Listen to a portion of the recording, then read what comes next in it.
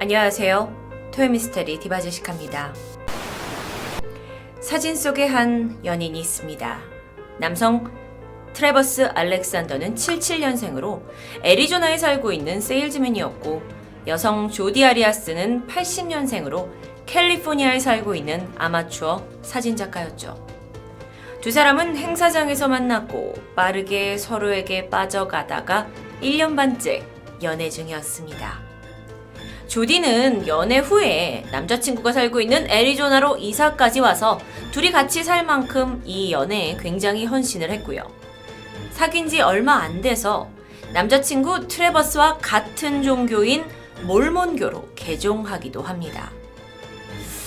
그런데 둘의 사랑이 오래 지속되지 못했고 결국 이별을 하게 되면서 조디는 다시 캘리포니아로 이사를 가게 되죠. 트래버스는 이별 후에 새로운 연애를 시작하고 있는 그 시점이었습니다. 시간은 2008년 6월 9일. 지난 5일간 트래버스가 연락도 안 되고 또 중요한 미팅에도 참석하지 않게 되자 처음에 친구들은 미팅 출장을 갔나 이렇게 생각을 했다가 걱정이 되던 차에 그의 집을 방문하게 되는데요. 문을 열자마자 집안에서 풍겨오는 피비린내. 이미 곳곳에 혈흔이 보였습니다. 그리고 친구들이 그의 이름을 부르면서 안으로 들어가게 되자 트래버스는 자택 화장실에서 살해된 채 발견됩니다. 이 모습을 본 친구는 너무도 당황했겠죠. 그래서 손을 벌벌 떠면서 경찰에 신고를 하게 되는데 이때 경찰이 자살이냐 아니면 살해당한 것 같냐 라는 질문에 그는 주저하지 않고 의심되는 사람이 있다. 바로 전 여자친구다. 헤어진 이후로 그를 괴롭혔던 것 같다. 라고 말하게 됩니다. 경찰 조사 후 당시 캘리포니아 조부모 집에 머물고 있던 조디 아리아스는 바로 체포됩니다. 2008년 발생한 이 끔찍한 살인사건은 미 전역에서 큰 주목을 받았습니다. 여성 살인마라는 타이틀도 있었지만 조디 아리아스가 다소 매력적인 외모로 약간 살인자의 인상이 전혀 아니었기 때문이었죠. 특히나 처음 체포가 돼서 경찰서에 왔을 때부터 시작해서 신문을 받는 몇 년간의 과정이 대부분 녹화되었고 그 영상이 여과 없이 대중에게 공개되면서 사람들은 놀라움을 감출 수 없었습니다. 실제로 지금도 그 영상들은 유튜브에서 확인하실 수가 있는데요. 조디가 체포된 후 첫 신문이 시작됩니다. 이 장면은 첫 번째 신문 장면입니다. 경찰은 죽은 트래버스 주변의 모든 사람들이 당신을 범인으로 지목했다고 말해주는데 이에 조디는 트래버스가 살인을 당한 것으로 추정되는 6월 4일 그날 트래버스 동네에도 아니 이 애리조나 주 근처에도 가지 않았다고 강력하게 주장합니다. 그런데요. 이 영상 속에서 형사가 잠깐 자리를 비운 사이 그녀가 약간 기이한 행동을 보여주는 모습이 포착이 됩니다. 바로 이런 거였는데요. 물론 당황한 모습이 역력했지만 갑자기 일어나서 물구나무를 서기도 하고요. 그러다 앉아서 노래를 부르기도 합니다. 조금 있다가는 실없이 웃다가 내뱉은 말이 녹음되기도 했는데 그녀가 한 말은 화장이라도 하고 왔어야 되는데. 어쩌면 그녀는 자신이 범인이 아니었기에 이렇게 여유로울 수 있었던 걸까요? 다시 시작된 신문입니다. 형사는 정말 모든 걸 부인하는 이 조디를 떠보기 시작했어요. 트래버스가 죽은 시각, 당신이 그 집에 있었다는 증거를 가지고 있다 라고 말하면서 사실을 말해달라고 추궁했는데 여전히 조디는 자신은 절대 그곳에 있지 않았다고 말합니다. 잠깐 트래버스 이야기로 돌아가면 사실 그의 시신에는 아주 많은 상처가 있었습니다. 그중 하나는 얼굴에 난사된 총자국이었는데요. 범행 도구로 추정되는 총과 동일한 종류가 얼마 전 조디의 조부모님 집에서 분실되었다는 신고가 있었습니다. 그래서 형사가 당신 이에 대해서 알고 있냐? 라고 묻자 조디는 아니 조부모가 잃어버린 총을 내가 어떻게 아냐면서. 어쨌든 자신은 사랑했던 전 남친 트래버스를 죽인 범인을 찾는데 힘껏 돕겠다는 말까지 남기게 되죠. 하지만 경찰로서는 나름 확신이 있었습니다. 그래서 그제서야 사진 몇 장을 그녀에게 보여주기 시작하는데요. 선명하게 찍혀있는 이 사진은 6월 4일 그 사건이 일어난 날 오후 1시경에 조디가 트래버스 집에서 옷을 벗은 채 찍은 사진이었습니다.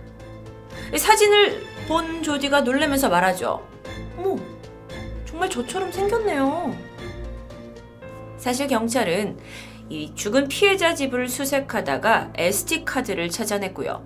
그 안에 지워진 내용을 복원하고는 큰 충격을 받게 됩니다. 이 두 사람이 사건 당일 집에서 열정적인 관계를 가진 후에 찍힌 것으로 추정되는 사진들에는 트래버스가 사망하기 직전까지의 모습이 담겨 있었습니다.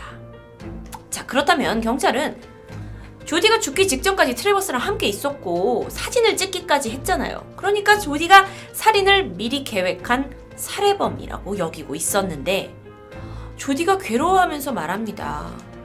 저는 그 사람을 다치게 할 이유가 전혀 없어요. 전혀요.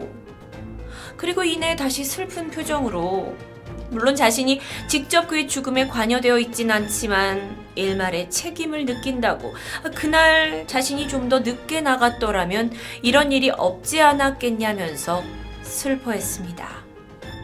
하지만 잘 들어보면 이 발언은 조디가 사건 당일 그곳에 있었다는 것을 별 수 없이 인정하게 된 겁니다. 거짓말도 탄로가 나게 된 거고요.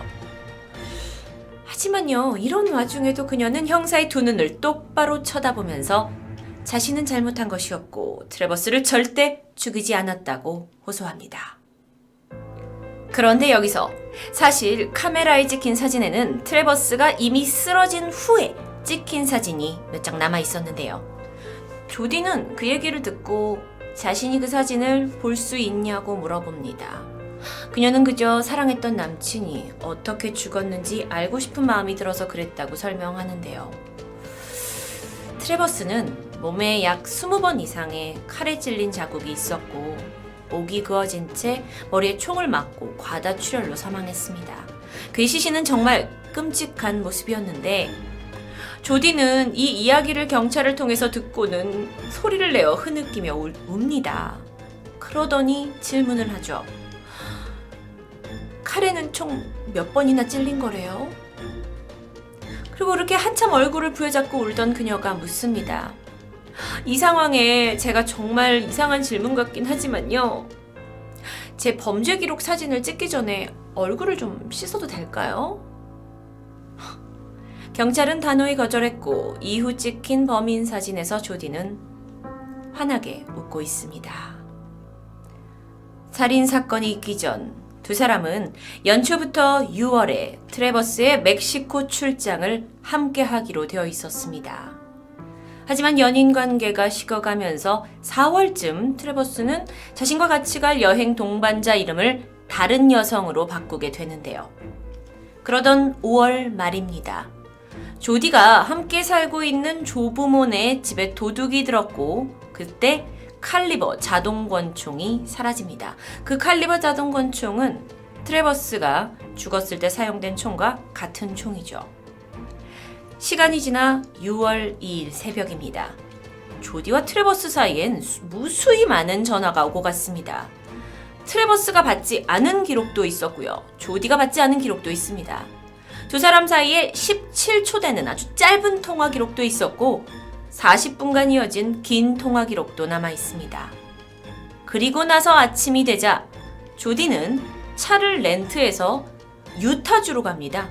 거기서 원래 예정돼 있던 미팅도 참여하고 동료도 만나게 되죠. 그리고 6월 3일까지 그녀는 유타에 있었던 것으로 확인되는데 문제는 사건 당일 6월 4일 그녀는 애리조나로 운전해서 트래버스를 만났던 겁니다. 사건 이후 하루가 지난 6월 5일 조디가 다시 그 유타주에 가서 동료를 만났을 때 동료 깜짝 놀랐다고 해요. 원래 금발머리였던 그녀가 어두운 갈색 머리로 염색이 돼 있는 겁니다. 사실 집이 아닌 타 지역에 와서 이렇게 염색을 하는 경우가 흔한 경우는 아니었기에 동료는 이것을 정확히 기억하고 있었습니다. 그리고 다음 날인 6월 6일, 조디가 다시 캘리포니아로 자신이 렌트한 차를 끌고 돌아오는 길에 트래버스에게 전화를 계속 걸었던 기록이 남아있고 또 음성 메시지도 남아있습니다. 그녀가 범인이라면 이 모든 행동은 알리바이를 만들려고 했던 것 같은데요. 6월 7일, 렌트했던 차를 반납하는데 이때 이상하게도 바닥 시트가 보이지 않았고요. 앞좌석에는 뭔가 빨갛게 물든 흔적도 발견됩니다. 하지만 당시 차량은 바로 클리닝을 했기 때문에 그것이 혈흔이었는지는 확인이 불가능했습니다. 그리고 사건 발생 5일 만인 6월 9일, 친구들이 트래버스 집 문을 열고 들어가서 시신을 발견했죠. 친구들은 범인으로 조디를 지목하면서 그녀가 그동안 트래버스를 스토킹하고 페이스 계정까지 해킹하고 또 타이어를 일부러 펑크냈다라는 이야기도 들려줬던 겁니다. 이후에 집을 조사하던 경찰은 트래버스가 새로 산 카메라가 세탁기 속에 버려져 있는 것을 발견했어요. 그리고 안에 있는 사진을 복원해내니까 이 사진은 아닙니다, 여러분. 이 사진은 두 사람이 연인이었을 때 찍은 사진입니다. 6월 4일 오후 1시 40분쯤에 두 사람이 트래버스 집에서 같이 찍은 누드 사진이 발견되었던 거죠. 이게 다가 아닙니다. 오후 5시 22분부터 트래버스가 샤워실에 들어가서 샤워를 해요. 그때 이제 그를 이렇게 찰칵찰칵 찍은 사진이 남아있는데 이 몇 장의 일련의 사진 후 5시 29분 사진 속의 그는 정면을 바라보고 있었습니다. 바로 이 사진이었죠. 이게 5시 29분에 찍힌 사진입니다. 경찰은 그가 살아있었을 때 찍힌 마지막 사진이라고 추정하고 있어요. 그리고 1분 후 5시 30분에 찍힌 사진에는 그의 얼굴은 보이지 않았지만 그가 샤워실에서 주저앉아 버린 모습이 찍혀 있었고, 다시 1분 후의 사진은 좀 흔들렸기 때문에 이게 어쩌다가 사진 찍혔는지는 모르겠지만 분명히 그의 몸에서 혈흔이 나오고 있는 모습이었습니다. 여러분, 이렇게 사건 개요를 들으면 참 단순한 사건입니다. 헤어진 여친과 남친, 그렇게 둘이 싸우다가 두 사람 사이에 관계가 있었고, 그리고 새로운 여자를 만난다라는 것 때문에 조디가 아마 계획하에 총을 가지고 와서 그를 집에서 죽였겠죠. 제가 여러분께 많은 개요를 미리 말씀드렸기 때문에 단순하게 느껴질 수 있었을 텐데요. 사실 경찰이 수집한 모든 증거는 다 조디를 범인으로 지목하고 있었습니다. 하지만 그녀는 어쩐 일인지 자신의 결백을 끝까지 포기하지 않았습니다. 그녀가 거짓말을 하는 건 추후 재판에서도 분명 불리하게 작용되는데도 말이죠. 체포된 후 감옥에 수감되고 경찰 조사와 재판이 진행되던 중 조디는 진술을 바꾸게 됩니다. 사실 그날 2명의 침입자가 있었다고, 자신은 목격자일 뿐이라고요. 그들이 트래버스를 죽였고 자신까지 공격했다고. 신문 당시에 방에서 대기하는 장면부터 마지막 그 자백까지 모든 내용이 인터넷에 공개되면서 다시 한번 파문을 일게 되었는데요. 이렇듯 오렌지색 죄수복을 입고 있는 조디는 말하기 힘들다는 듯 흐느끼고 있었습니다. 집으로 쳐들어온 이들은 생전 처음 보는 사람이었고요. 자신도 정신이 없어서 제대로 보진 못했다고. 다만 머리에 비닐을 뒤집어 쓴, 여기 이렇게 구멍이 있는, 입과 코에 구멍이 있는 백인 남성 같았다고. 두 사람이 와서 트래버스 사진을 찍고는 머리에 총을 쏴서 트래버스가 비명을 질렀고 자신은 너무 놀래서 정말 기절 직전이었다고 말합니다. 경찰은 그녀의 말이 사실인지 알기 위해서 좀 더 본 것을 정확하게 얘기하라고 하는데요. 그러자 여기서 그녀가 자리에서 번떡 일어나서는 당시의 상황을 하나하나 재현합니다. 제가 쓰러진 그를 부축해서 이렇게 있었고 트래버스는 거의 무릎을 꿇고 쓰러지고 있었는데 그때 침입자들은 저쪽에 있었고 왜 왔는지는 아무 말도 하지 않았는데 그 중에 보니까 여성으로 보이는 침입자가 있었는데 그가 트래버스와 아는 사이였던 것 같는지 모르겠지만 쓰러진 그에게 다가오려고 했고 이에 자신이 그 여자를 밀쳐버렸다. 그런데 그 이후부터는 기억이 잘 나지 않는다는 겁니다. 이렇듯 액션을 취하며 구구절절 늘어놓는 사건 설명을 듣고 있던 경찰은 열심히 받아 적고 있긴 했지만 사실 알고 있었습니다. 이게 말이 되지 않는다는 걸요. 현장 곳곳에서 트래버스와 그녀의 DNA만 검출되었고 하물며 피가 묻은 지문까지도 나온 상황입니다. 그 외 침입자의 흔적은 없었던 거죠. 그런데 갑자기 트래버스를 죽일 동기도 없고 어떤 흔적도 없는 두 백인 침입자들이 범인이라고 하기엔 이 가설이 도저히 쉽사리 성립되지 않습니다. 하지만 경찰은 그렇게 생각을 하거나 말거나 조디는 자신의 주장을 결코 굽히지 않았는데요. 자신은 그저 먼저 너무 무서워서 나갔을 뿐이라고. 그래서 경찰이 이렇게 물었죠. 아니 그렇다면 왜 나와서 이웃이나 경찰에게 신고하지 않았습니까? 이 질문에 조디는 입을 다뭅니다. 지금까지의 조디의 거짓말을 보면 정말 깡다구가 굉장히 대단한데요. 이뿐만이 아닙니다. 특히나 그녀는 이 감옥에 있는 동안 이곳저곳 방송사와의 인터뷰에 거리낌이 없었습니다.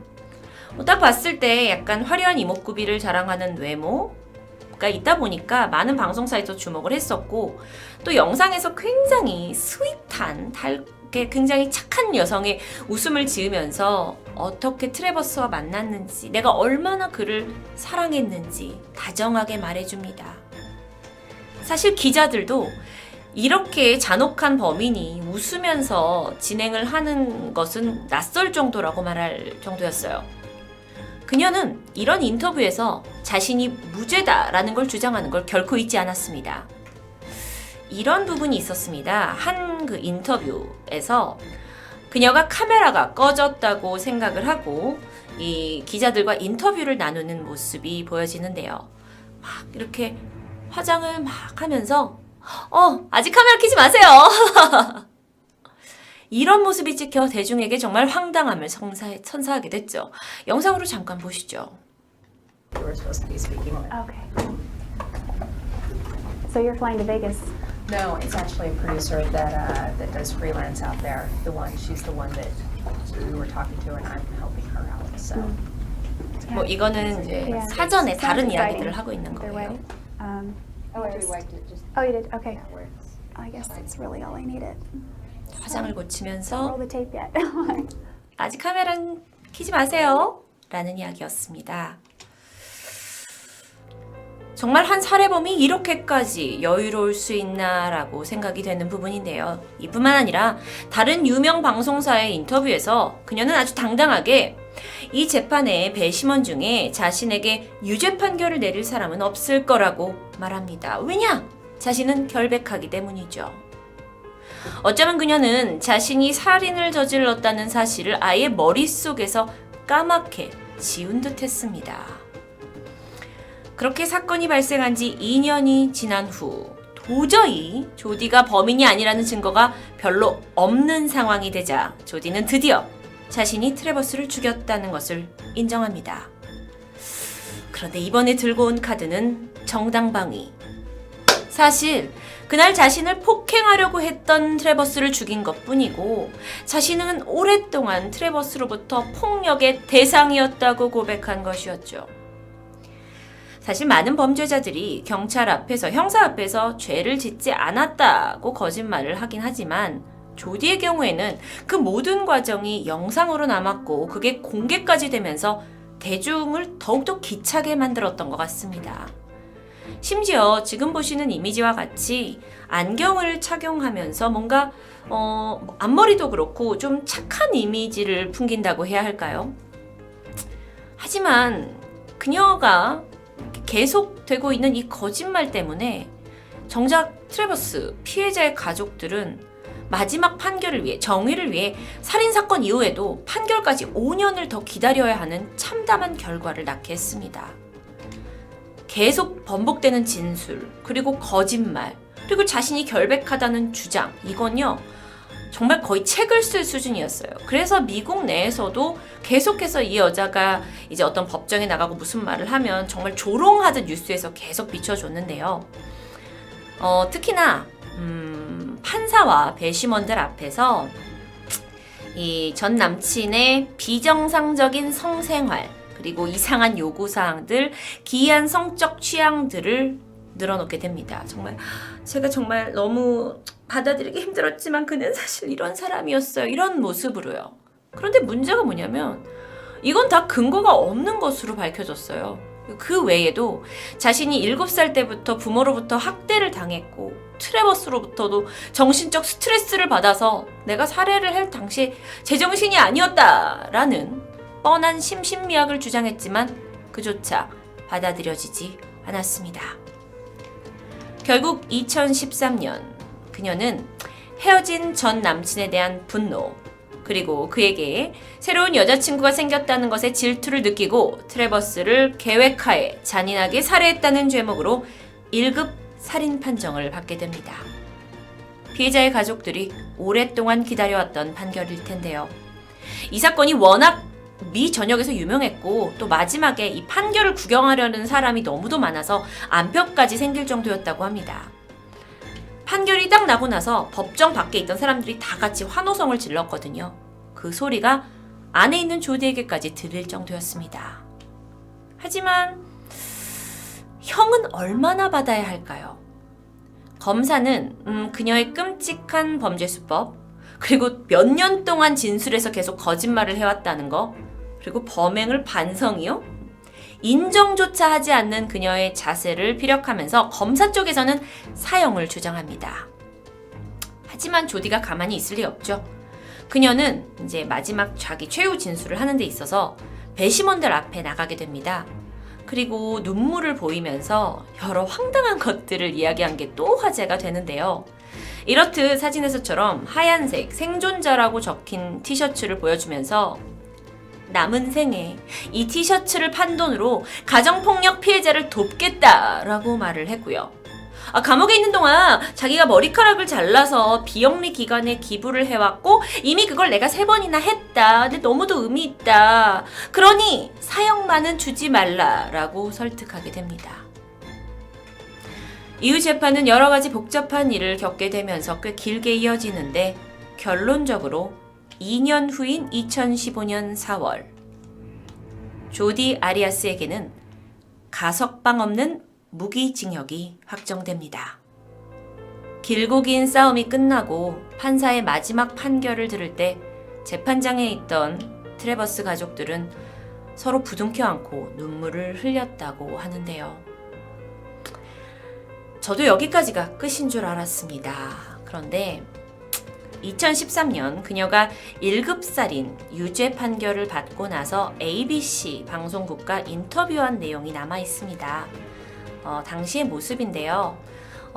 기자가 굉장히 공격적이었어요. 그래서 그녀를 좀 몰아갑니다. 하지만 조디 아리아스는 침착하고 여전히 여유있고 착한 표정을 잃지 않았는데요. 기자가 물었습니다.